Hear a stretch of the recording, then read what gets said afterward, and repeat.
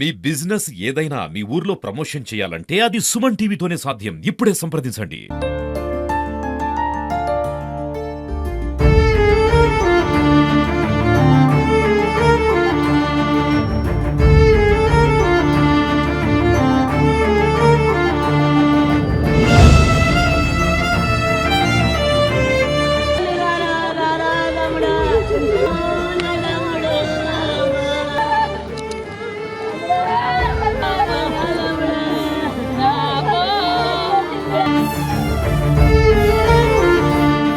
నిన్న మధ్యాహ్నమే తన అక్కకు ఫోన్ చేసి అక్క ఎలా ఉన్నావు అంటూ బాగోగులు అడిగిన తమ్ముడు ఇక లేడని జీర్ణించుకోలేకపోతుంది. బంటి వాళ్ళ అక్క అయితే కనుక నిన్న మధ్యాహ్నమే తనకు కాల్ చేశాడని, అటువంటి తమ్ముడు ఇంకా లేడనే విషయాన్ని మాత్రం జీర్ణించుకోలేక శోక సంద్రంలో మునిగి తేలిన పరిస్థితి కనపడతా ఉంది. అసలు ఎట్లా ఉంది సంబంధం, ఎట్లా ఎప్పుడు చేసాడు చివరిసారిగా మీకు? సాయంత్రం 3 గంటలకి ఫోన్ చేసిండు, వీడియో కాల్ చేసి వాళ్ళ కోడలతో మాట్లాడిండు. కోడలు స్కూల్లో డాన్స్ వచ్చింది, నాన్న మంచిగా వేసినావు నాన్న, మంచిగా ముద్దుగా వేసినావు నాన్న, రేపు వస్తా నాన్న అన్నాడు. మాట్లాడిండు, నవ్వుకుంటా మాట్లాడి అక్క మళ్ళీ నేను సాయంత్రం ఫోన్ చేస్తా అన్నాడు.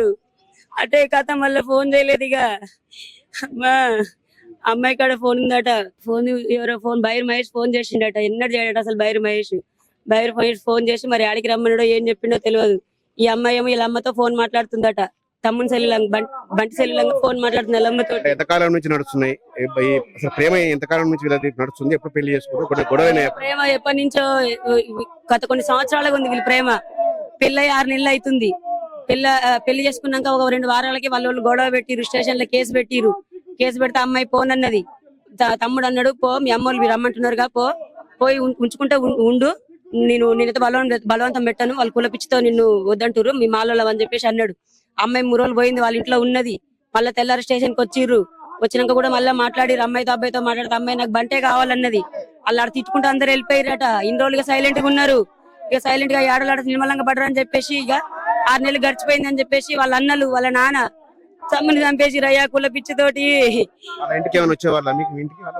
వాళ్ళ అమ్మ వచ్చేది, వాళ్ళ అమ్మ వచ్చి వాళ్ళ బిడ్డతో రోజు మాట్లాడిపోయేది, సమాచారాలు తెలుసుకొని పోయేది వాళ్ళమ్మ.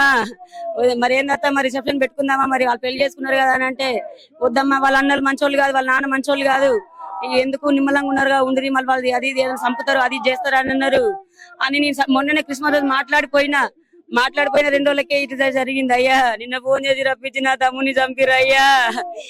ఎవరు చంపిరు అయ్యా? కేవలం కుల కక్షతోనే చంపేశారు సార్. మా బామ్మర్ది మాత్రం పెళ్లి చేసుకుని తన సఖ్య తను ఉంటున్నాడు సార్. రిసెప్షన్ పెడదామా అంటే కూడా వాళ్ళ అమ్మ వచ్చి అన్నదంట కదా, మళ్ళీ మా కొడుకులు అందరికి తెలుస్తుంది అనేసి విషయం, వేరే క్యాస్ట్ చేసుకున్నాడు అనేసి ఎక్కువ మళ్ళీ ఇదైతే 6 నెలలు అవుతుంటే నువ్వు రా 2వ పెళ్లి, మన ఊర్లో మస్తు మంది చేసుకున్నారు, నువ్వు 2వ పెళ్లి చేస్తాం ఆయన వదిలేసి రాని ఇప్పటికి కూడా అంటున్నాడు. వాళ్ళమ్మ రోజు వచ్చి రా నీకు 2వ పెళ్లి చేస్తాం, మన ఊర్లో అట్లా మస్తు మంది చేసుకున్నారు, నీకు 2వ పెళ్లి చేస్తాం, మనకొద్దు ఆయనకేం లేదు, కులం లేదు, ఆస్తి లేదు, ఎందుకు అని చెప్పేసి వాళ్ళమ్మ వచ్చి చెప్తుందట. ఇప్పటికైనా రా వాళ్ళు ఇంకా వస్తుందని అమ్మాయి వస్తుంది ఆశతోనే ఉన్నారు. ఇంకా వాళ్ళు వస్తే 2వ పెళ్లి చేద్దాం, ఈయన వద్దు అని చెప్పేసి ఆ అమ్మాయి ఈయన వదిలి వస్తలేదని చెప్పేసి చంపేసిరిగా. చంపేస్తే నా బిడ్డ వస్తుందని చంపేసిరు అయ్యా. ముమ్మాటికి కూడా కృష్ణది అలియాస్ బంటిది అయితే కుల అహంకార హత్య అని కూడా వాళ్ళ బంధువులు చెప్తున్నారు. తమ కుల అహంకారంతో పోయి తమ తమ్ముడిని, అలాగే వాళ్ళ బావ అయితే మా బామ్మడిని పొట్టన పెట్టుకున్నట్టు కూడా వాళ్ళు తీవ్రంగా ఆందోళన చెందిన పరిస్థితి. ఈ కాలంలో కూడా కులాలు ఏంటి అంటూ కూడా వాళ్ళు ఆవేదన వ్యక్తం చేస్తున్న పరిస్థితి కదా.